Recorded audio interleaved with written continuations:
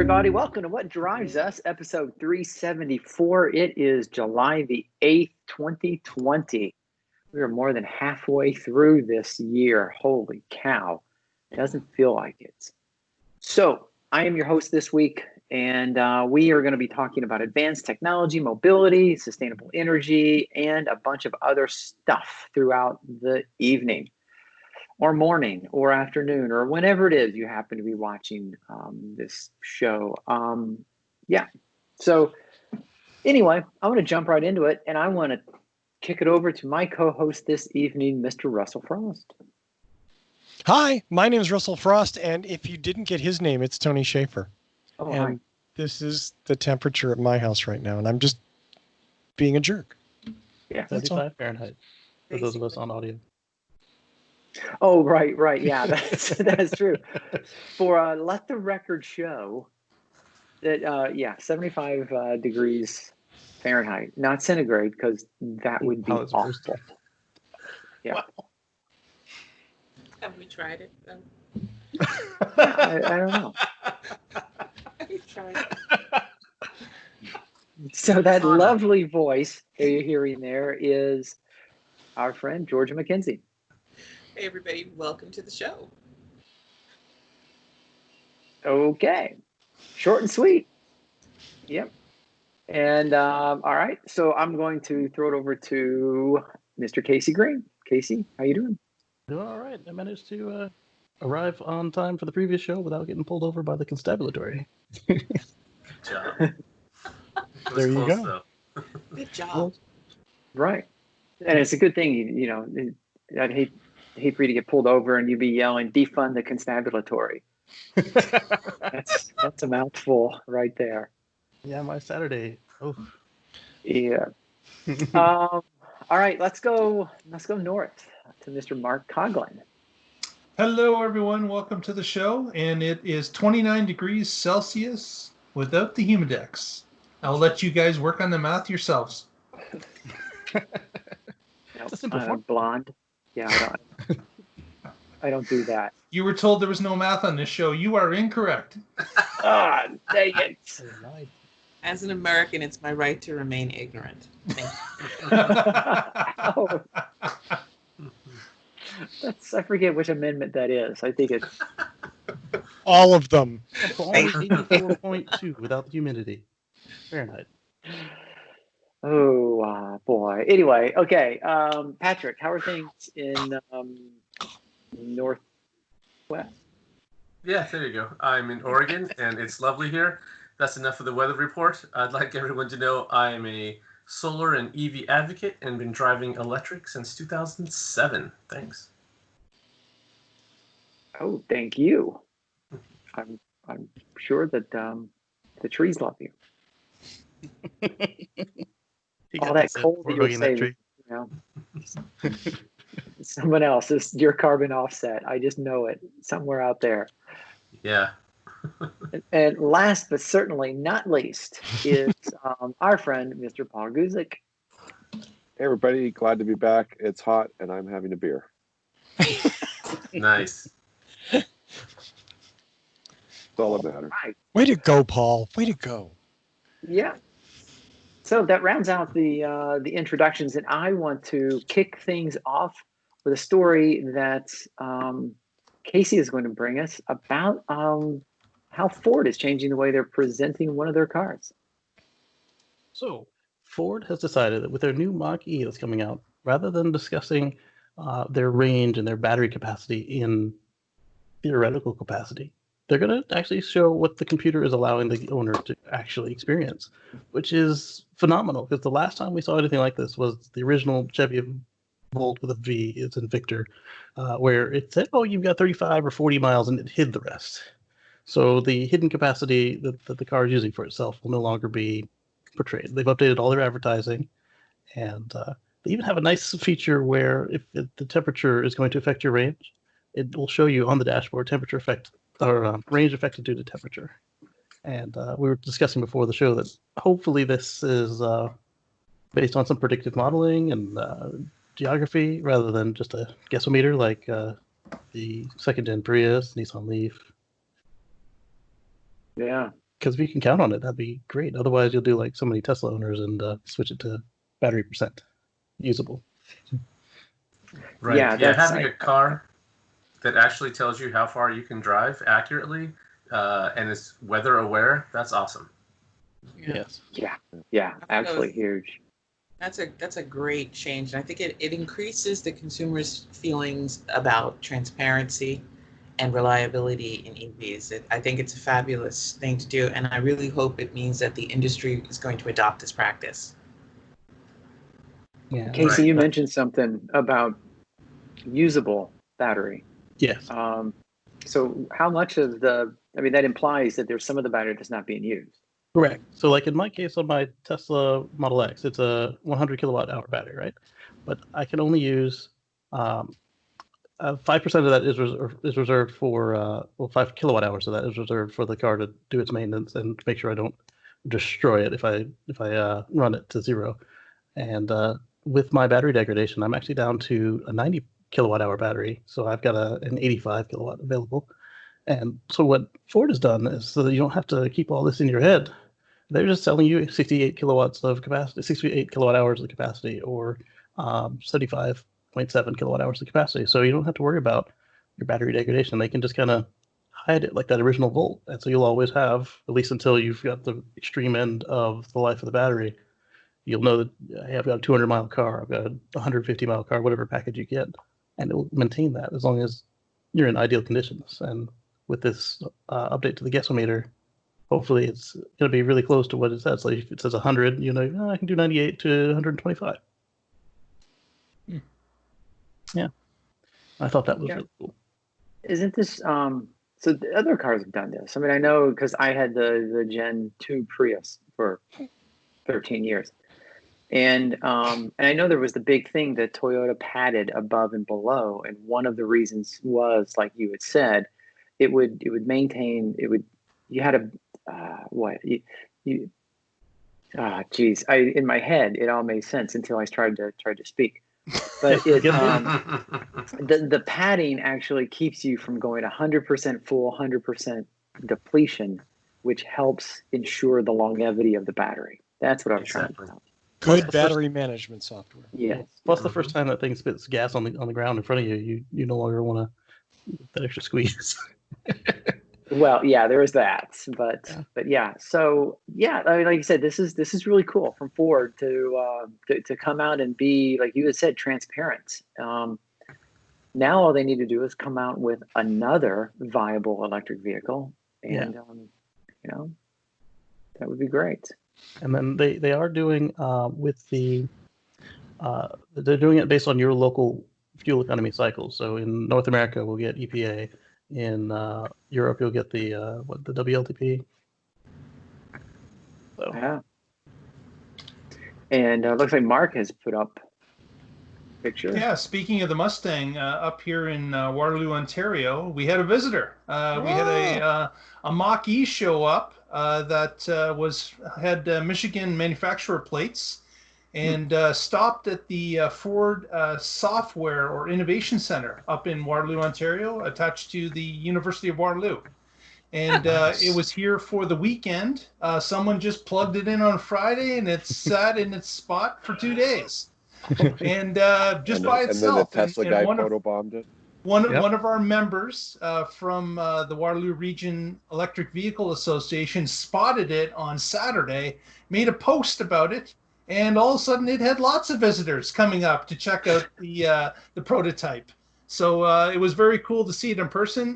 One of our owners has a Model Y and decided to park beside it to see size comparison. And as you can see, they're pretty close in size. The Model Y might be slightly larger, but it's a pretty close comparison.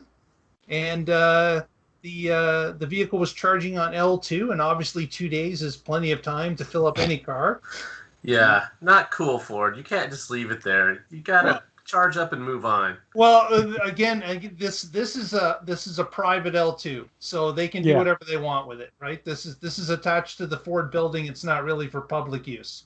But what if another engineer needed to charge their prototype? then they'll call the Unplug Ford it. emergency number and get it done. I'm sure. Yeah. I'm sure. Now And the what does the interesting thing was 4X that mean? the badging Oh, was the yeah. European badging on this car on one side and the North American badging on the other side. So Oh, wow. this is definitely a mixed up model. The E4 we believe stands for the European all-wheel drive. E4 four wheels. We're guessing, but it was interesting to see that. The other thing was, of course, you could tell it was a prototype because the production model will have blue tape, not white tape. And that looks like an adapter from the European. J1772 to the European. Yes, it is. Yes, yeah. it is. So it's a European plug, and they needed the adapter to charge for the North American standard. And Yeah. it's wearing a European plate holder on the back. That's true. Good catch, Oh, is Casey. it? Okay. Yep. Yeah. Yeah, so that was interesting to see this vehicle show up for a couple days here in Waterloo. So it was fun to see it, and we hope to see some more on the roads. We're certainly going to be keeping an eye on the Ford building a little closer than we have in the past since this showed up. So if you see an ad for a Ford Mach E and it only ever shows the left side, that's this car. And if you're in Europe and it only ever shows the right side, it's also this car. It's also this guy. Just look for the tape. I think it's the color of the tape. Yeah, the color of the Tape, tape is the yeah. dead giveaway. Yeah. Did I anybody do see believe the? it. Yeah. I No, was go just ahead, gonna say, Paul. did anybody see the rear blinkers? Are they sequential like the old Mustangs were? They are sequential. Yeah. It's a nice touch. I think Little retro.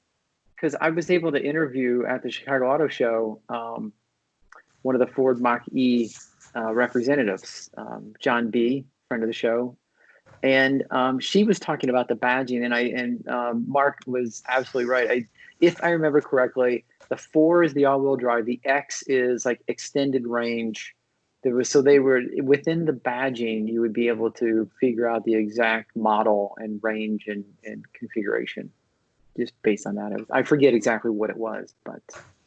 And a quick shout out to Simon Wong, who provided the photos and the Model Y for the comparison. Yeah, great. That would be... Well, speaking Go ahead, sir. Speaking of SUVs and the like, Russell has a fun story about a new SUV. Fun? Fun, you say? Fun? No. You know, way back in the olden days, and this is a shout out to anyone who watched the show a million years ago when we started, back in the late Cretaceous, I think. We had a regular feature called Danny's Honda Rant that was fun because Danny cared about Hondas and ranted about them. Later on, I kind of not really took that over, but I sort of had my own little ranty thing, and Patrick lovingly called it Russell's Rant. This is sort of that thing. It's really just me ranting for a minute, and then I'll shut up and go away. This week, Dodge announced that it is going to foist upon the public yet another exciting petrol-fueled vehicle that will get the blood pumping of every soccer mom? Wait, soccer mom?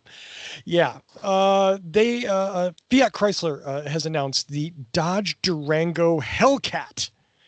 And you're saying, what's a Hellcat? Well, that's their big SRT Plus racing package. Just so that we're clear here, this Hellcat has 710 horsepower.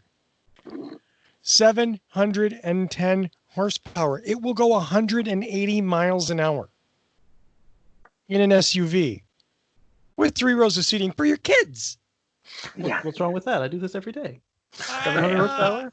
If you're late for soccer, I'm speed limited to 155. I'm just going to remind everybody about the notorious SUV handling issues when it comes to turns and corners. So 180 miles per hour, 710 horsepower, for honestly a category of drivers that often seems like just the Jeep is a little too much for you right now. I'll give you that their center of gravity is a lot higher than mine. I can't wait for these to show up in a Chicago winter. Oh no. You know, and I bet you they still can't get through the snow. Oh, that's Yes, exactly you can. right. That's what I mean. They'll be sliding by at 120 miles an hour. It'll Now, be like the let me people tell I you, see. Chicago Drift. Yeah, it'll be like the people I see every day here in a $150,000 Range Rover that go 2 miles an hour over the speed bump at the grocery store parking lot. Mhm. You know, because that's why you have a 6-figure SUV, because it can't go over a speed bump. So it can switch to 4-wheel drive in the parking lot. Yeah. Yeah, nobody needs it. Nobody. I liked one of the comments on the Twitter. Some guy says, "Why is it illegal for my e-bike to go 30 miles per hour, but this shit is street legal?" Yes. Because you want to have the whole family going 180 miles an hour in a car. That's road safe. Mom has trouble on that on-ramp. You know what I mean? She needs to get out there and take position in the lane. And let's also talk about dad. This isn't just about bashing on mom. This is about dad, who maybe has some masculinity issues. You know, maybe he's a little bit older. He's got the kids in the back. Hey, kids, we're going to go 170 miles an hour just because dad can. I'm just going to point out that the last story, somebody decided to compare the sizes of the two cars, and I immediately realized that's not really the comparison that you're making. Right. Not when this thing rolls in. Yeah. It's like, yeah, there's a size comparison going on here. It's not with the car. Right. I think once you get over like 100 and something, isn't it like the fuel consumption goes to like gallons per mile, not miles per gallon? Yeah. From what I understand, it's digital fuel gauge, and you can actually watch it go down as you accelerate. It just decreases. Now, keep in mind, this vehicle, the Durango Hellcat, starts at a mere $62,000. Starts at a mere $62,000. So get your deposits down now. So this reminds me of the video we saw where the Model 3 gets nearly clipped by this American SUV, and then it does clip a couple other cars and another Model 3, and then next thing you know, when the first car that it nearly clipped comes back up with the cameras rolling, it is on its roof.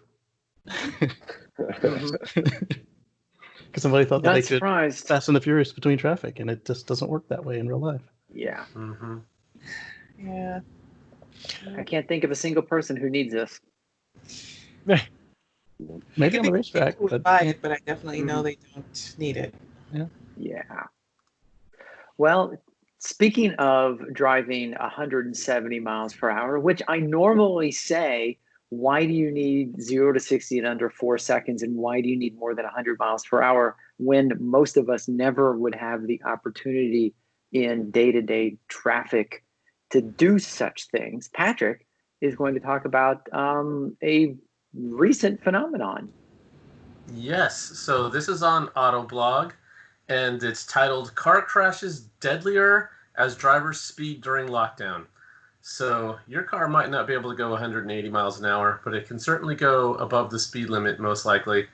And unfortunately, with the lack of traffic, a lot of people are getting a little crazy.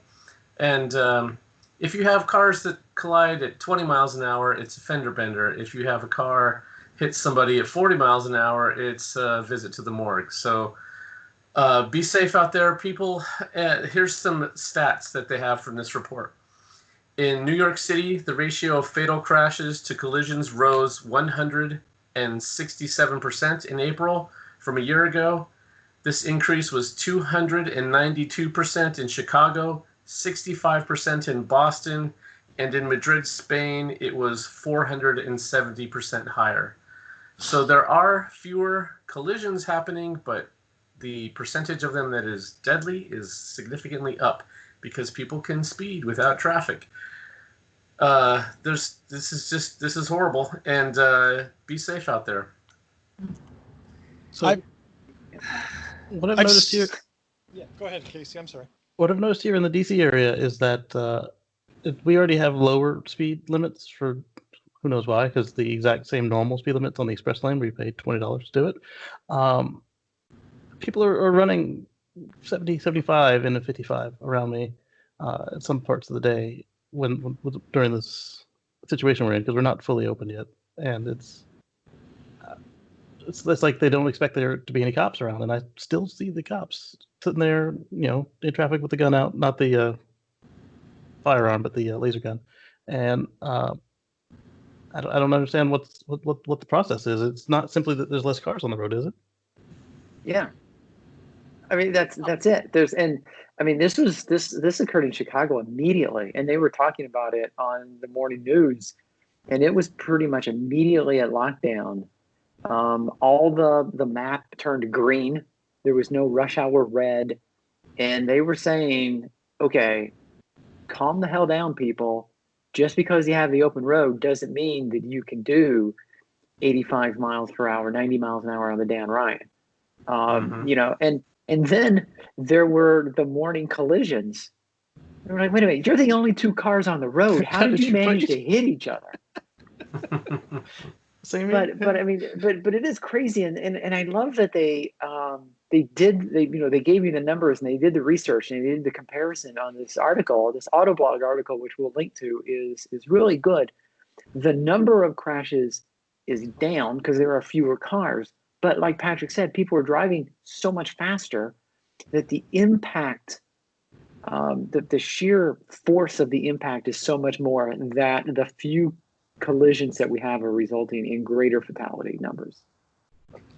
Well, especially if you're in the SUV going 180 with 6 people in it.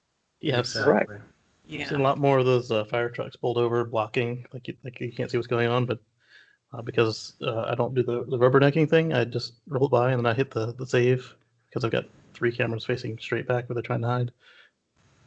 Yeah, Is it the fact? I'm sorry. Is it the fact that the speeding is happening is because people in normal traffic days are concerned with speeding between those spots where things start to lighten up? So you hammer down as long as you can go, you catch up to the next group of traffic, you slow down, you work your way through that, you find another open spot, you speed up. But in this environment, there are no pockets. So as soon as you hammer down, you're doing 100 miles an hour for the total run. On the way to the grocery store today, on the way to the grocery store today, I saw an Amazon semi-truck doing that crap. He was this far off somebody's bumper, and then he was zipping in and out. My wife's like, "Where's he going in such a hurry?" I'm like, "To get his ass fired." Yeah.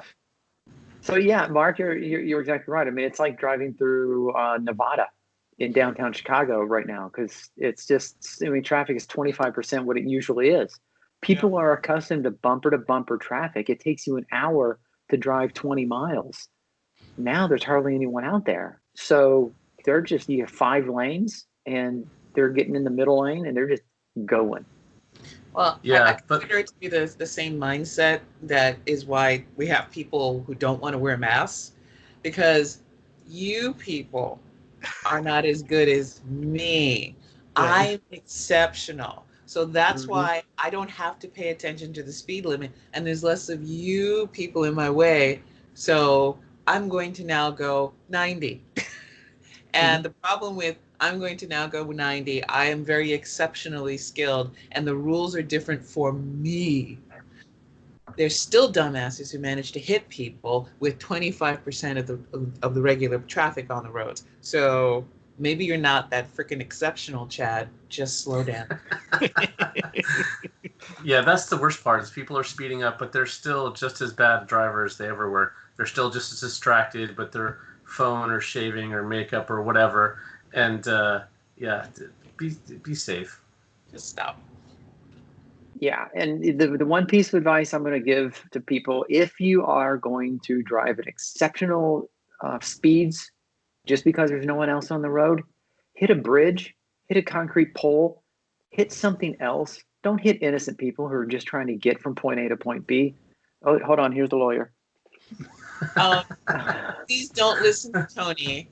Take yourself to an amateur racetrack, join up with a league, and go on that racetrack where nobody there is going to expect you in their lane, and nobody's going to be going 55. They will all be racing, and your ass will be where you're supposed to be if you want to go 90, 100 miles per hour. Just keep it up. That's great advice. And they'll let you in. They'll let you in with a minivan, or what they think is a minivan, until you take all their lunch money.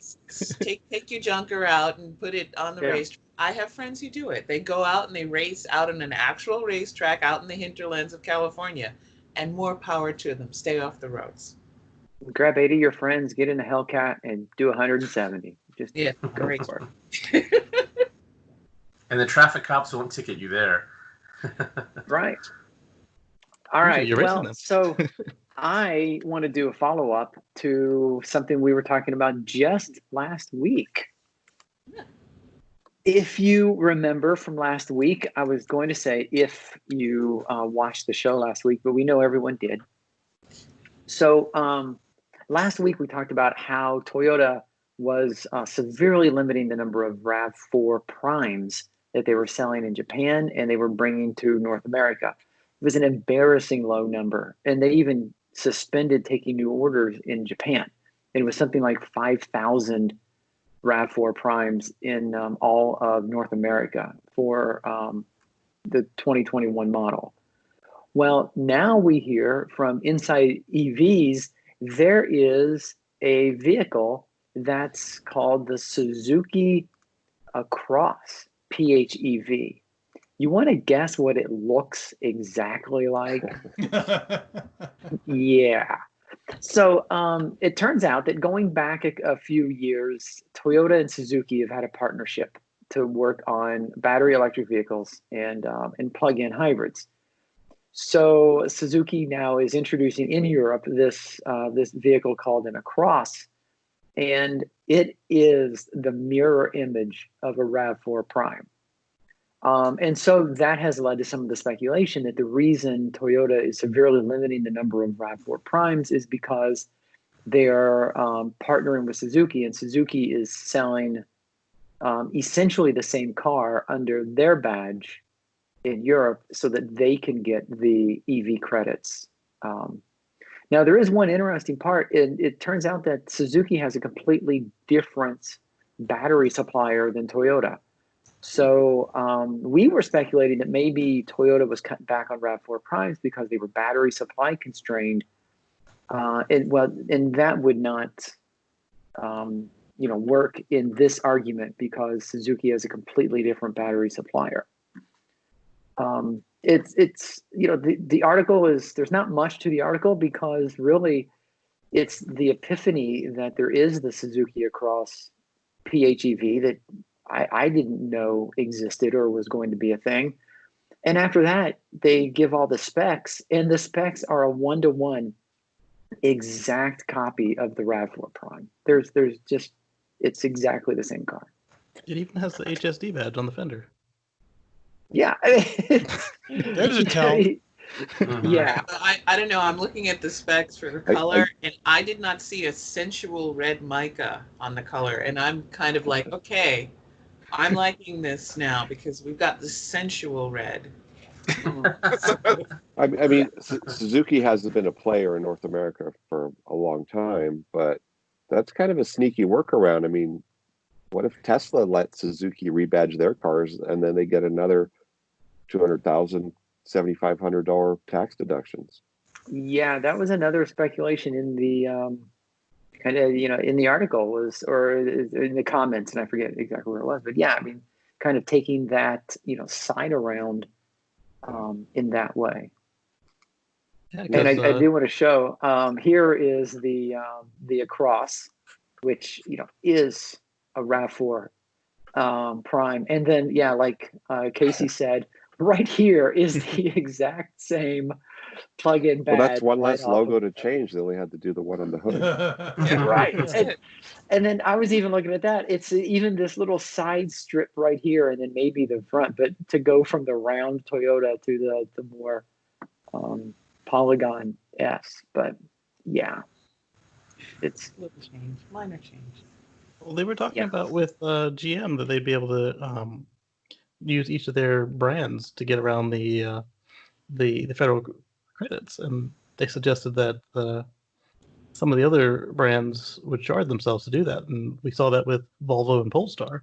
Yeah, that's the example I was thinking of too, that those were both given the full allotment, even though they have a lot of connections. Yeah. So And then you could do Lexus and Toyota? Yeah. And then some people suggested that since all of these brands had multiples, why not just shard the ones that already don't qualify, like Tesla and the boutique or low volume manufacturers that would exceed the number but don't have another brand? Just make another brand and reset your credits. GM could bring back Pontiac. They sure could. Yeah. Hummer. Oldsmobile. It's not bring back. Yeah. Saturn. They could bring back a Saturn. Bring back Saturn. Yeah. You Uh-huh. get another 200. Get another 200. Yeah. And then they could still do Well- like the EV1 and badge them directly as GMs. Well, there's that. So speaking of credits, Patrick has an update on another article that we talked about last week. I do. What do I have? The Moving Forward Act. Oh, I didn't know I was down for that one. Oh, was that not you? Was that supposed to be? It says Casey. Right, that's what I said. Casey has another update. The other I'm That's sorry. right. It's- That's yeah, right. it On his must be my connection. Must be Yeah, be your bad. mic's going bad. Yeah. Yeah. Sounded Okay. Well, speaking of the Moving Forward Act, it passed the House. Great job, guys, harassing your representatives, as we suggested you should do, because it's the right thing to do. And now it gets to go to the Senate. And Yeah. Wow. the U.S. Senate right now is they do their own thing. So, badger them, but know that it may not ever leave certain somebody's desk to have your senator even talk about it. So, Mitch McConnell. yeah, that. Yeah, that Still is gotta try. too bad. Abandon all hope, ye who enter here. But what could happen is, we're getting towards the end of the cycle here. If he never brings it up, and they don't close out a certain way, depending on how it's written, maybe they just whip it out of the drawer on the next session and vote on it. Yeah. If I remember my Senate procedure properly, we're in luck if he just doesn't touch it and it sits there. That's what I'm saying. Yeah. If there's not an expiration date on it. What the bad news is that if it goes up for a vote and if it fails, Yeah. then they have to start all the way back over again. So our best bet is if they table it and if it comes up in the next session, in which case I'm sure you're all out there knowing who to vote for the Senate. So you have a Senate that's friendly to this bill. Because really, if you don't have a friendly Senate and you don't have a Senate majority leader willing to even bring the bill to the floor for a vote, you have nothing. So different procedures for the House and Senate, and the majority leader is the person that is the gatekeeper. He is the one that has to allow, he or she will have to be the one that allows a bill to come to the floor. So Unless they change procedures again. Yeah. Yeah. Well, no, Yeah. that is Senate procedure. Yeah, House, so unless they amend Yeah. their procedures, yeah. Yeah. Which they won't. Yeah, that's never going to change. That one, House is friendly. Enough people together can actually say, we'd like to vote on this bill and bring it out of commission and have it voted upon. Senate is like, there's a dude has to get past that dude. So there you go. Good luck. We're going to need it. Yeah. So, if you're curious on, what we're talking about, and if you're uncertain who you should vote for, let me introduce you to Amy McGrath. Amy McGrath is running for Senate in Kentucky, and if you happen to be in Kentucky, vote for this woman. That's it. That's all I have to say about that. Yeah. Okay. And yeah, that way we can actually make some fundamental changes about a lot of the things that we wish would have changed over the last 6 years, but hasn't for some particular reason. I forget exactly why. No, I don't. Because it's easier to blow shit up than it is to fix stuff. Oh my God. You know, Yes. The past 3 years should have shown everybody that. Yeah. And I realize it's at this point that people are commenting that, oh, you guys are so political, and but we have to be, because the things that need to get done rely on policies and laws and bills and being funded by the federal government. So So yes, occasionally we have to get political because that's how things change. And you need to get political too. You need to get active. Get to know not only your federal representatives, but your local representatives. And I'm taking a page right out of Georgia's book right there. What's that website and that phone number, Georgia? Oh, ResistBot. You can go to ResistBot. Let me get you because all you have to do is text from your phone.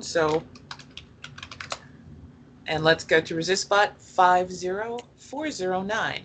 And it will even ask you, do you want to talk to the House? Do you want to talk to the Senate? You can even, for most municipalities, use it to talk to your local reps at the state. And get familiar with your city council, because those ordinances from the city council are often what's going to affect how those laws that are passed on the national level are interpreted and will affect you locally right where you live. Local seats count. Yep. And if you are already on board and there is an opportunity for you to sit as a poll worker, please get your ballots for a mail-in ballot and sign up to be a poll worker, because we need people like you who are interested and involved and want to let people vote to sit there at the poll and help people vote. Thank you. Yep. And to recap what's in this Moving Forward Act, just the highlights, you're looking at a federal EV tax credit, a used EV tax credit, which would go far, I'll tell you what. Expanding access to EVs in underserved communities, EV charging station rebate program, accessibility, rest areas and signage. The Postal Service needs to go electric. And why not? They go home every night to the fleet depot, and then they go out on a known route. Go postal. Exactly. No, wait, that's not So not the other postal. So the U.S. federal fleet to go electric. I mean, you already have it like where all these government installations where there's a EV charging station that doesn't have a car attached to it. If you as a regular citizen go and try and use it, it's not pretty. Even if the station is capable of redirecting the bill directly to you, they will not let you use it. So might as well hook a car up to it. A federal car up to it, funding for state transportation electrification plans, because, I mean, we're running out of time here, folks. And the utilities and transportation electrification. Which gas company just went electric for their fleet? I'll look it up, but I'll look it up while we go on. Sorry. Don't worry. Since we're talking politics, though, I want to give a quick plug to the movie Irresistible. Jon Stewart wrote and directed, and Steve Carell stars in it.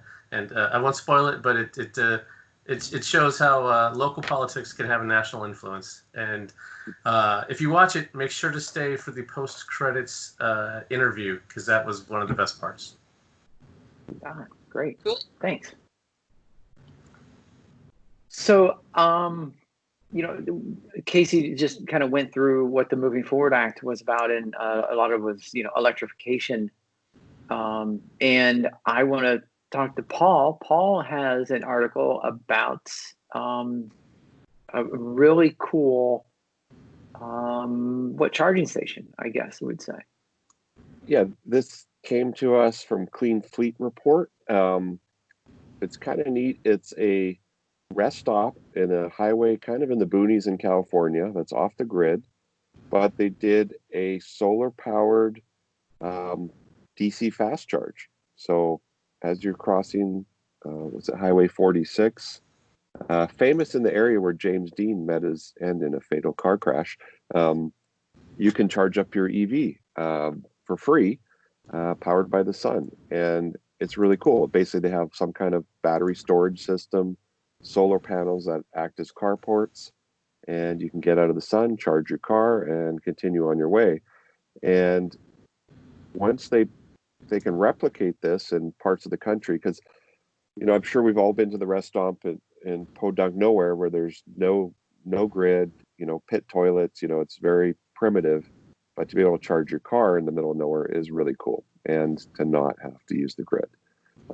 So the headline was solar-powered fast charger for true zero-emission driving. So even though we think electric cars are zero emission, sometimes the grid is not so zero, but in this case, it actually is. So I thought that was here's a cool. picture. Yeah, this is really cool. And the article talked about no need to trench, to run cables. And as you can see in the picture here, it's all inclusive. It's just, they just drop these things in. I didn't realize these solar panels are pretty big, and they track the sun. Yeah, You can they're see that tracking. the unit underneath moves the panels and shades the car while you're charging, because you're in the middle of, like you said, nowhere, California, where there's no shade. And like Paul said, you don't have to worry about a dirty rest stop, because there's not. You just drop trowel in the middle of the field here. Well, that part wasn't in the article. I may have just made that part up. Nor was the part you got to keep moving your car every 5 minutes when the shade moves from the panel. Right. But you brought up a point about the panels. They are much larger than they look. I mean, they're what, Russell, 5 foot by 3 foot? Yes. I had to think about that panel. for a second. Yeah. Yeah. That's the basic one. There are obviously ones that vary from that. Yeah. I think the utility ones are slightly bigger, and then they have compact ones for small installations, but generally they're man-sized. Yeah, and you don't have to use these just in areas that don't have service. Those. Maybe you don't have 3-phase service, so you just have a lower power level. This allows you to put in vehicle charging without retrenching the whole area. Pretty cool. This is really cool. When I was in Tennessee, whenever I got my Model X, there was a utility company that had a solar pedestal just out in their parking lot, and underneath it was a ChargePoint EV DC fast charger. It was CCS and CHAdeMO, but theirs was not mobile like this. It was very much trenched and fixed, and this looks like that would have allowed them to do more. Yeah, the article does say by having the panels track the sun, they can generate 25% more energy than fixed panels, which is significant. Nice. Mm-hmm. And you're not space constrained, but you are, the fact that it's mobile and it's not wired in, you want to get extra juice wherever you can get it. Yeah, being mobile is cool, because then if you have an event someplace where there are going to be a bunch of EVs showing up, you could rent these for that weekend and just plop them in any old parking lot you have, and you've got charging stations, solar powered. It's a great idea. 21st century porta potty. That's a great idea. Just the same way that Verizon will bring the cows over. The cow is their mobile cell towers. The power company could bring in their mobile charging stations. Yeah. Not bad. Yeah. Love to see more of these. Definitely. Now, we've talked in the past of mass transportation. We talked about cars that we want more people to take mass transportation, and Georgia has an unfortunate realization to something we touched on a couple months ago, I think, and it has to do with municipal buses in San Francisco. Muni? Oh, yes, Muni. In fact, I think a lot of people in San Francisco and Oakland are going to be going, dude, where's my bus? Because the San Francisco Metropolitan Transportation Authority Board has said, hey, ridership is down 90%. They are looking at a $200 million cost, and without actual influx of stabilizing cash from the city, 40 out of 68 bus lines in Muni could be cut. Oh. Some may be just for the duration, some could be permanent. And it's more than just we're losing buses.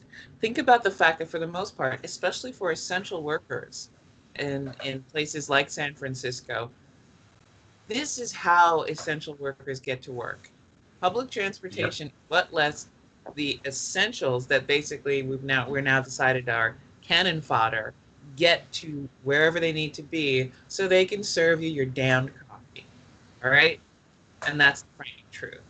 And it's not just Muni. This is a problem also for AC Transit. AC Transit, I don't have the figures on their losses, but they are saying exactly the same thing, that's a bigger cut. And going back to when I lived in Alameda, we had stories about people who were doing a lot of service jobs and a lot of the driving, a lot of everything else, who had to live 2 to 3 hours away from the bay, like out in Pinole, to drive down to work into the city because they couldn't find reasonable housing that would be anywhere close to the city that based on their wages.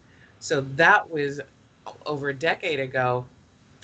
I can't figure that has gotten any better. So that means we still have people who now need reliable transit, who might be either forced to get into a car that perhaps cannot possibly make it, so you've got an unsafe older car on the road, or they may not be able to work anymore in the city areas or in the Bay Area at all, and need to find something closer to where they're going to live if they cannot find regular public transit.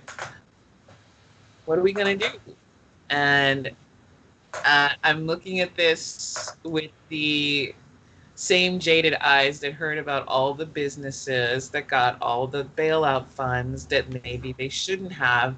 And yet we're looking at public transit in a major metropolitan area.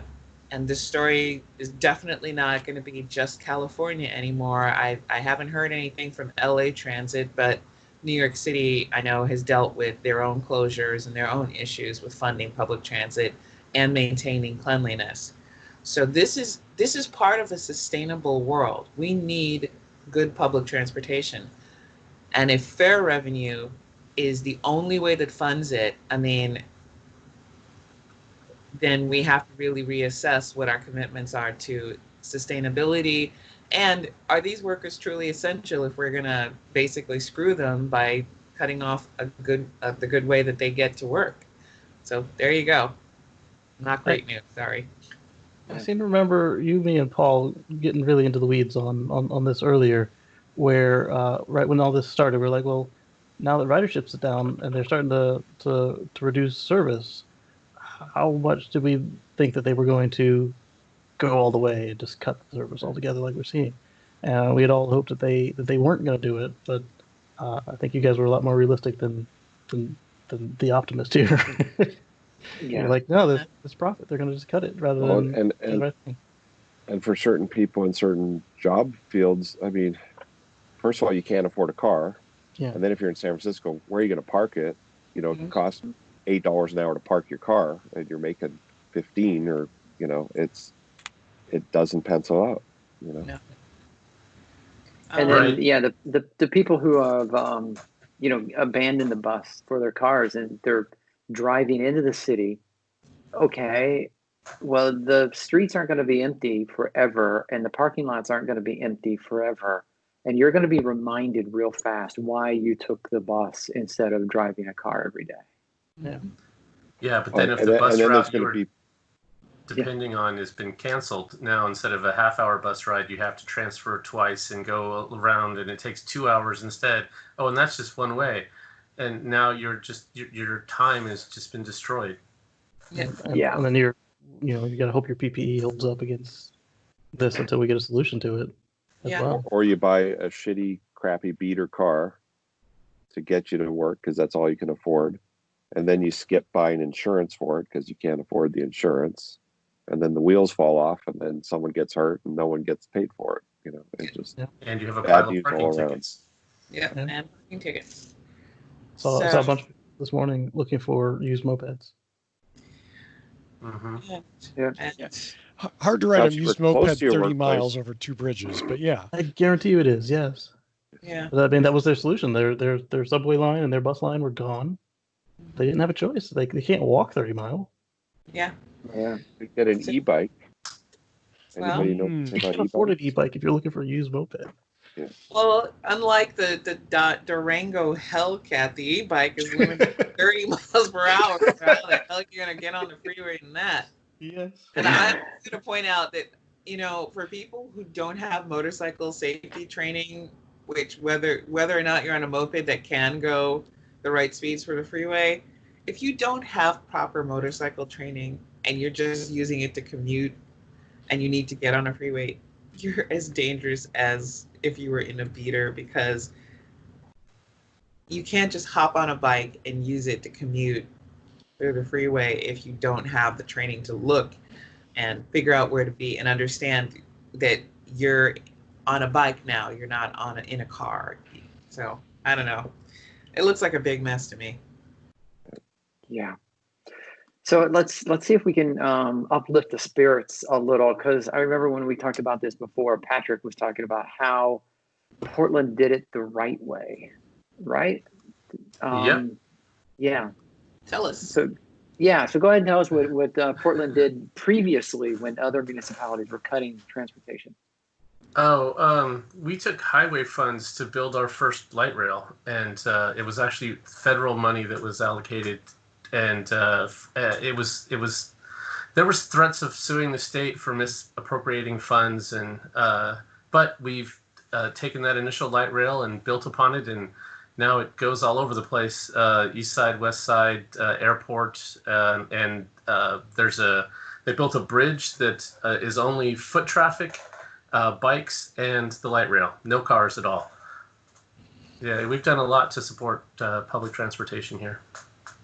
Yeah, and I've mentioned several times on the show that my wife and I love vacationing in Portland, and one of the reasons we love going to Portland is that we don't have to rent a car. From the airport to the B&B where we stay to downtown to the outskirts, we can just take the train and the bus and go wherever we want to go, and it's a beautiful thing. And that's what you get when you don't cut 40 lines, when you defund it, when you find the funds and you keep it alive, it becomes vibrant, and people see the value of mass transportation. It's a shame to see municipalities making these decisions. Well, yeah, and the government is trying to stimulate the economy, and they're giving the money to hedge funds instead of this. If you keep the bus going, just like Georgia said, then you have essential workers, hourly workers getting to their jobs, serving you products. That money gets spent in the economy, spent locally. It's not just lining some rich guy's pocket. This is what we need to do as a government to fuel our economy and stimulate it.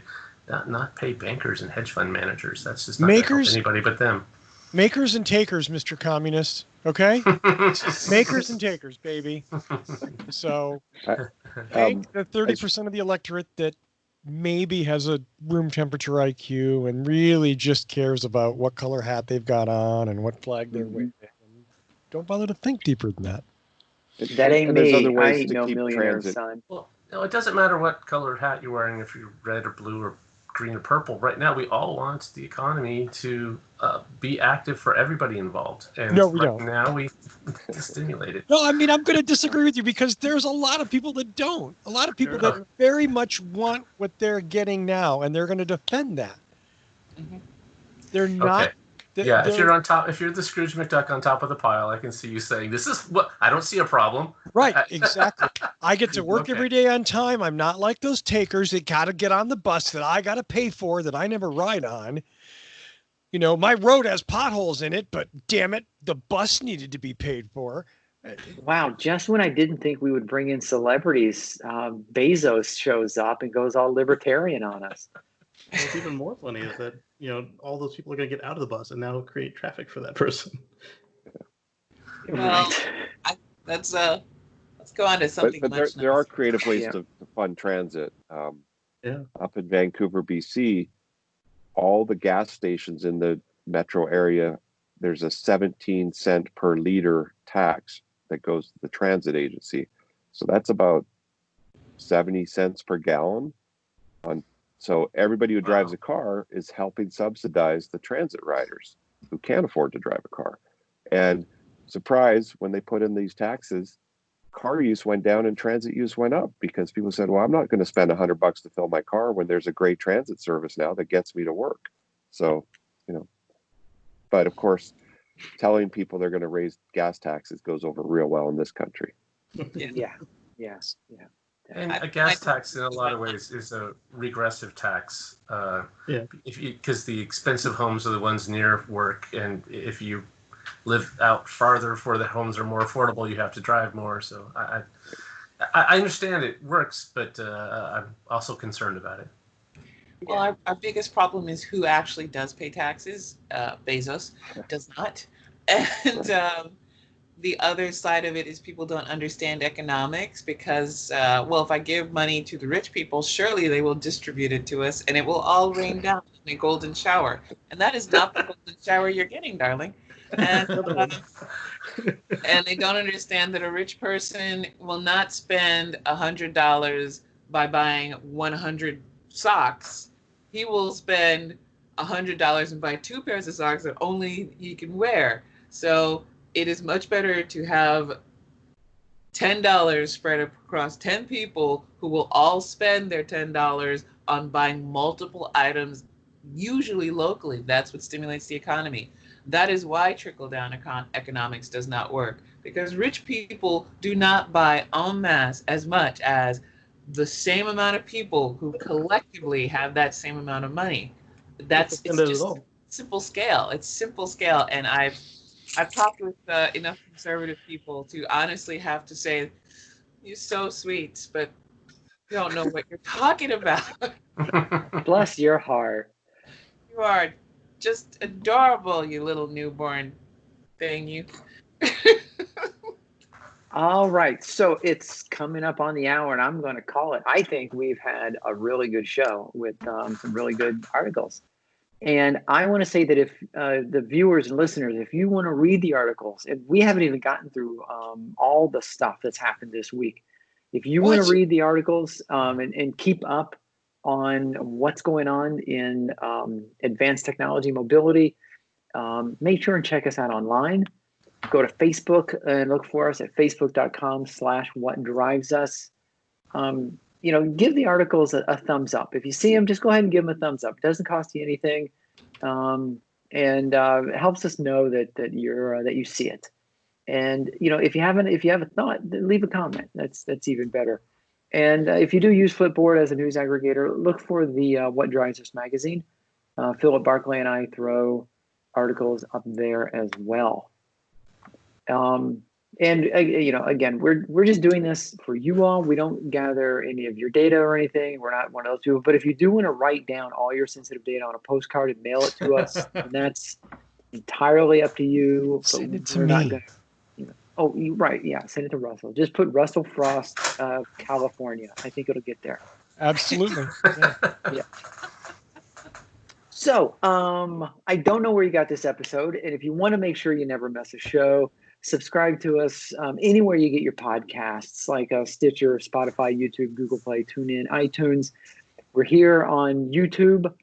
You can get shows and shorts, the individual clips, car reviews, all kinds of special features. Starting to post more videos on Facebook just to see if people are going to watch them there. We're always trying new things. Okay. I do want to thank the panel. I want to thank everybody for being on the show. We had a great show and a lot of great discussions. Thank you to our listeners and viewers for spending some time with us. And as always, thank you to Michael Manring for his theme music. If you've not bought his most recent album, you really need to do that. What are you waiting for? Go to manthing.com. Watch some of his amazing videos on YouTube. So that's it for this week. Thank you to all of you.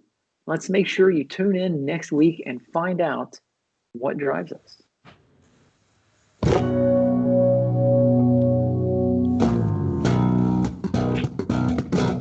See ya.